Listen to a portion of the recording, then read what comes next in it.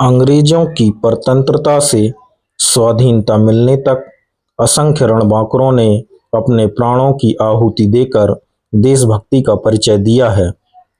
श्रृंखला बहुत लंबी है, पर विडंबना यह है कि भारत के स्वतंत्रता संग्राम के इतिहास में आदिवासी क्षेत्रों के क्रांतिकारियों और स्वतंत्र योद्धाओं को विस्मृत कर दिया गया है।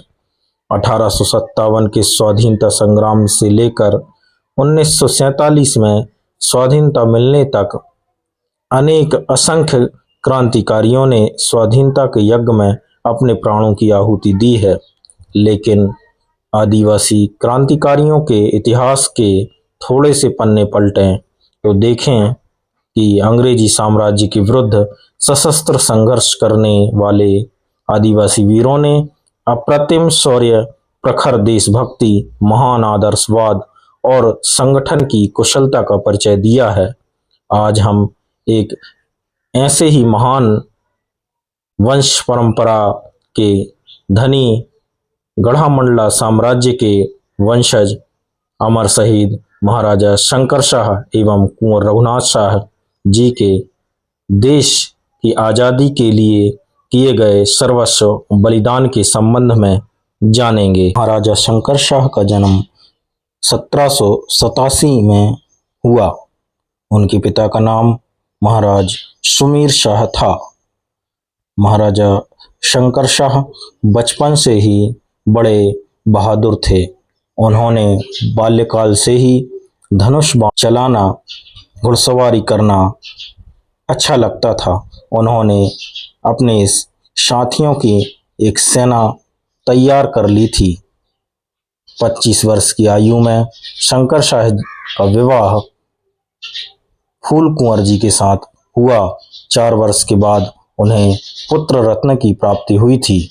पुत्र का नाम कुंवर रघुनाथ सिंह रखा गया। देवरी के पंचमहल में राजा सुमीर शाह के नेतृत्व में गोंड सरदारों की संयुक्त सेना एकत्र हुई। वहां से उन्हें सागर के लिए कूच करना था। तड़ाकेसली के सरदार नरपत सिंह की प्रतीक्षा में इस संयुक्त सेना को 1 सप्ताह प्रतीक्षा करनी पड़ी। सन 1802 का समय था। इस आक्रमण की भनक पाते ही मराठा शासक रघुनाथ राव ने तत्काल खबर पूना भेजी और समीपस्थ सिंधिया की छावनी को भी खबर की। तत्काल एक विशाल सिंधिया वाहिनी ने देवरी पर हमला बोल दिया। तड़ाकेसली की फौज की प्रतीक्षा करती गोंड सेना ने सिंधिया की सेना का मुकाबला तो किया, पर टिक ना सके। गोंड सेना का पराभव हुआ। राजा सुमीर शाह का वध कर दिया गया। इस तरह गोंड क्रांति राज की एक और आशा का अंत हो गया। यद्यपि इसके 1 माह पश्चात ही सागर नरेश आबा साहेब भी चल बसे। युवराज शंकर शाह ने व्यथित मन से पिता का अंतिम संस्कार किया। उनके मन में अपनी धरती को आजाद कराने की भावना और भी प्रबल हो गई। गोटीमार दल ने अपने छापामार युद्ध को और तेज कर दिया। उधर शंकर शाह जी के सुपुत्र कुंवर रघुनाथ शाह अवतरित महापुरुष जैसे अपने बाल्य लीला और चमत्कार दिखाने लगे थे। अगर अभी तक आपने हमारा चैनल सब्सक्राइब नहीं किया है तो चैनल को सब्सक्राइब करें ताकि नए नए वीडियो की अपडेट आपको मिलती रहे। 20 दिसंबर 1817 को अंग्रेजों ने जबलपुर पर हमला करके भोंसले की सत्ता का अंत कर दिया।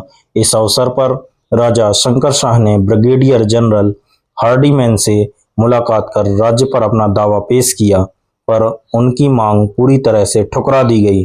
राजा शंकर शाह के लिए अब नए आक्रांता से युद्ध करने की चुनौती सामने आ गई थी। उन्होंने हार ना मानी। 23 दिसंबर को बरगी के जंगलों में गोटीमार दल की बैठक हुई। उस बैठक में अंग्रेजों के खिलाफ संघर्ष प्रारंभ करने की कसम खाई गई। सन 1818 की 1 जनवरी को लगभग 1000 वनवासियों ने अपने प्राणों की आहुति देकर आजादी के समर का शंखनाद किया। रात्रि में ही गोटीमार दल के शेष बुजुर्गों की बैठक हुई।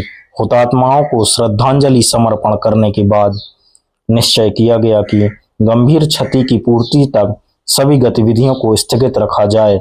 राजा अंग्रेजों के साथ विरोध भाव प्रकट न कर तथा संपूर्ण गोंडवाना के राजाओं को गुप्त रूप से संगठित करने का कार्य प्रारंभ करें एवं धार्मिक यात्रा के नाम पर बनारस के लिए प्रस्थान करें। बुजुर्गों का मत स्वीकार कर 34 वर्षीय राजा शंकर शाह परिवार बनारस की तीर्थ यात्रा पर रवाना हो गए। इस तरह अंग्रेजों को उनके क्रियाकलापों के बारे में भनक तक ना पड़ी, बल्कि उन्हें राजकीय पेंशन दिए जाने की चर्चा शुरू हो गई। पर शंकर शाह ने इसी बीच में रीवा के महाराज रघुराज प्रताप सिंह, उसके सेनापति रणमत सिंह, बुंदेल राजा देवी सिंह, सागर के रियासतदार आदि से मिलकर योजना बनाकर वापस आ गए थे। बनारस से लौटने पर राजा शंकर शाह को उस समय अंग्रेज की प्रशासनिक परिषद के प्रमुख मेजर ओब्रायन ने 3 गांव की जागीर प्रदान की। राजा शाह परिवार पूर्वा स्थित हवेली में रहने लगे। बाहर से शांत पर अंदर से क्रांति की रूपरेखा के ताने बाने बुनते राजा बक्सेरा ताल के समीप स्थित एक मकान के तहखाने में अपने शस्त्रागार में गुप्त रूप से तहखाने में अस्त्र शस्त्र पहुंचा दिए करते। तहखाने के ऊपर एक प्राचीन मंदिर बना था। उस मंदिर की दीवार में बने हुए बड़े आले से तहखाने का मार्ग हुआ करता था। सूर्यदेव की मूर्ति खिसकाने पर उस आले का पल्ला खुल जाता था। इस तरह समय आगे बढ़ता गया। कुंवर रघुनाथ साहब भी उस समय युवा हो चुके थे। राजा ने उनका विवाह बड़ी धूमधाम से किया। उस अवसर पर सारी गोंड बिरादरी एकत्र हुई थी। विवाहोपरांत जनगार कार्यक्रम में रात्रिकालीन आमोद प्रमोद के जलसे का आयोजन हुआ।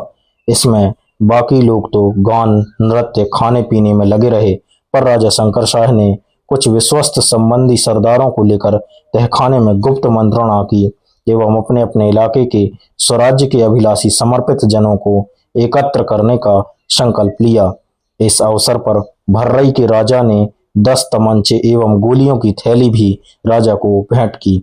ये तमंचे दुर्लभ थे तथा तत्कालीन अंग्रेज अफसरों से छुपाए गए थे। भर्रई, कटरा, पाटन, गढ़ाकोटा, सिंगौरगढ़, मंडला, बिछिया, केसली से आए सरदारों ने अपने अपने इलाकों से 5-5 ऐसे बलिष्ठ युवाओं को भेजने के लिए कहा जो हर मुश्किल काम को अंजाम दे सकते थे तथा अपनी धरती के लिए पूरी तरह समर्पित थे। अंग्रेजों के आधिपत्य के तत्काल बाद डाकू दल का आतंक शुरू हुआ।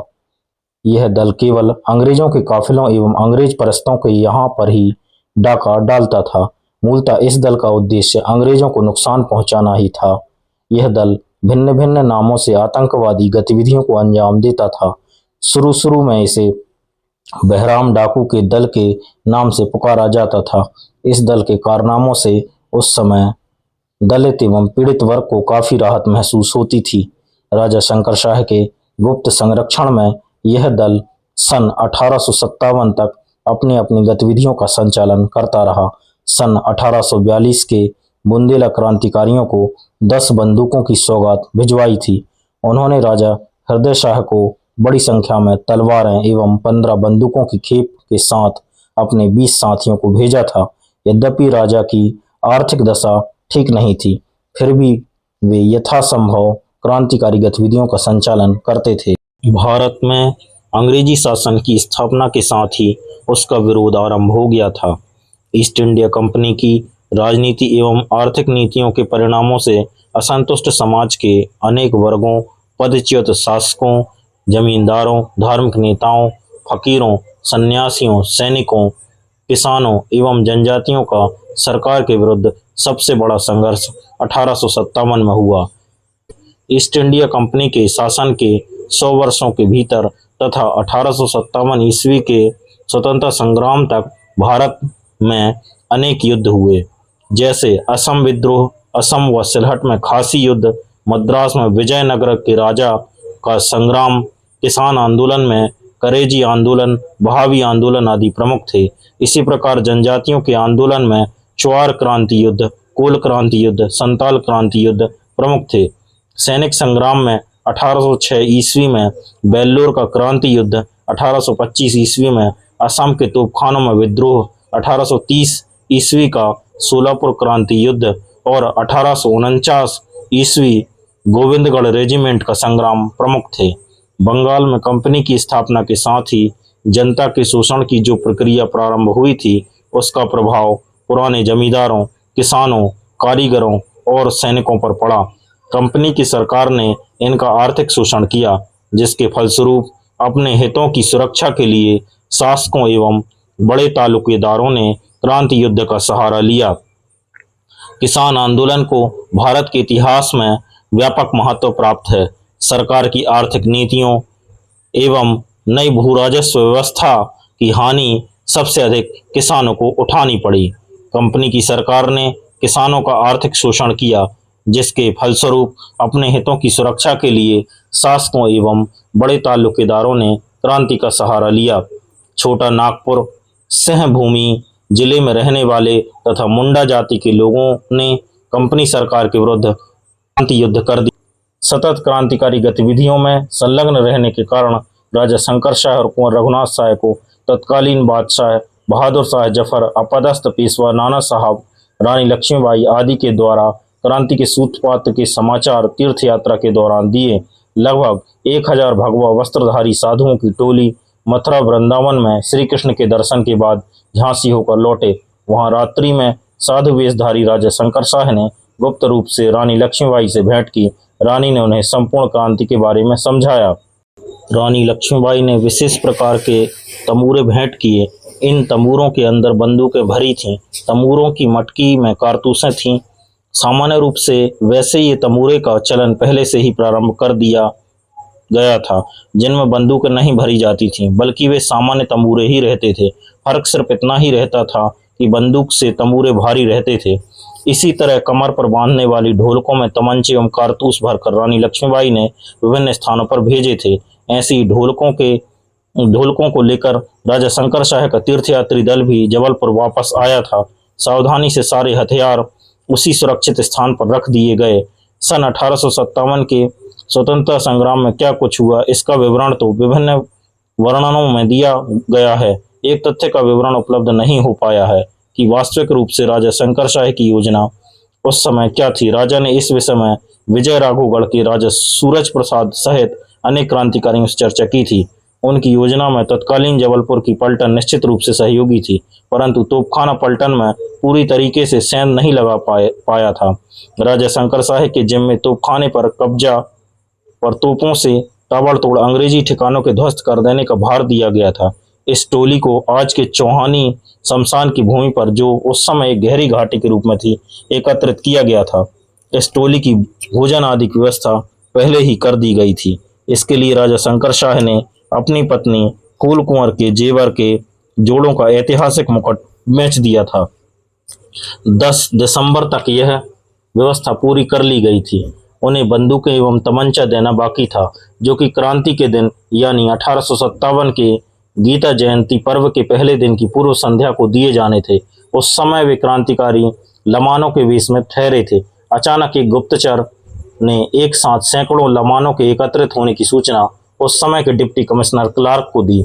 सच्चाई जानने के लिए उसने अपने चपरासी को फकीर के वेश में राजा की पूर्वा स्थित बकरी पर भेजा। फकीर बने चपरासी ने अपने आप को क्रांति का कार्यकर्ता एवं दिल्ली के सेनापति बख्त खां का सेवक बताते हुए राजा से संपूर्ण कार्यक्रम के बारे में पूछा। गुप्त संदेश के रूप में उसने रोटी एवं सूखा कमल अपनी झोली से निकालकर बताया। राजा झांसे में आ गए। उन्होंने उसे बकरी के अंदर बैठाकर सारी योजना के बारे में बता दिया, लेकिन शस्त्रागार का पता बस नहीं बताया। क्रांति की सूचना पाते ही लेफ्टिनेंट क्लार्क सक्रिय हो गया। उसने अंग्रेज घुड़सवारों से रात में सोते लमानों को गोलियों से भून डाला। कुछ किसी तरह भाग निकले। बाद में उनकी लाशों को तेल डालकर जला दिया गया एवं उन पर मिट्टी डाल दी गई। बस इतना ही है कि लेफ्टिनेंट क्लार्क ने ढेर सारी पुलिस एवं 20 घुड़सवारों के साथ राजा शंकर शाह एवं कुंवर रघुनाथ शाह की हवेली को घेर कर उन्हें गिरफ्तार कर लिया। प्रमाण स्वरूप मां माला देवी को अंग्रेजों के विनाश हेतु प्रार्थना लिखी पाई गई। शंकर शाह की आराध्य देवी माला देवी के नाम से आज भी मशहूर है। जब अंग्रेज डिप्टी कमिश्नर ने राजा एवं कुंवर पर बगावत का आरोप लगाते हुए उन्हें गिरफ्तार करने का हुक्म सुनाया, तब कुंवर रघुनाथ शाह ने उस पर जवाबीदार करते हुए कहा, हमारे देश में ही गिरफ्तार करने का हुक्मनामा तुम्हारे बर्बर एवं जंगली होने का सबूत है। 14 सितंबर को उन्हें गिरफ्तार कर लिया गया और उस काले दिवस के बाद 18 सितंबर का बलिदान का दिन आया, जब अंग्रेजों की शर्मसार होती बर्बरता को धिक्कारते हुए राजा शंकर शाह ने तोप के मुंह पर बांधे जाते समय बांधने वालों से कहा, जरा जोर से बांधो, कहीं कसर न रह जाए। अंतिम इच्छा की पूर्ति करते हुए दोनों ने वीरों ने पुनः उस कविता को गुंजायमान किया और गीत गाते रहे। मूंद मुख डंडन को चुगलों की चबाई खाई, खूंद डोर दुष्टन को शत्रु संघारिता, मार अंग्रेज रेज कर देई मात चंडी, बचे नहीं बैरी बाल बच्चे संघारिका, खाई के मलेच्छन को झेल नहीं करो अब, भच्छन कर तच्छन घोर मात कालिका। और फिर तोप के दो धमाके हुए। उनके पहले राजा और कुंवर के मुखों से उद्घोष हुए थे, धरती मैया की जय। उनके आगे तोपों के धमाके शर्मसार हो गए थे। रक्त धरती पर बिखरा। आजादी के रूप में इन दोनों का शौर्यमयी व धर्म प्राण व्यक्तित्व निस्संदेह इतिहास के प्रश्नों पर युगों युगों तक जीवित रहेगा। है रानी फूल कुंवर ने अपने पति व पुत्र के अस्थि कलश के सामने यह प्रतिज्ञा कर ली कि संग्राम युद्ध की आग को बुझने नहीं देंगे, और यही हुआ। आग भड़की और अंग्रेजों को हिलाकर रख दिया और आखिर भारत ने आज़ादी पाई। धन्य हैं ऐसे भारत माँ के वीर अमर शहीद महाराजा शंकर शाह और कुंवर रघुनाथ शाह, जिनके बलिदानों की बलिवेदी पर सर्वस्व समर्पण के परिणाम स्वरूप आज हम खुली हवा में सांस ले रहे हैं। जय हिंद। वीडियो अच्छा लगे तो वीडियो को लाइक करें, कमेंट करें और चैनल को सब्सक्राइब करें। धन्यवाद।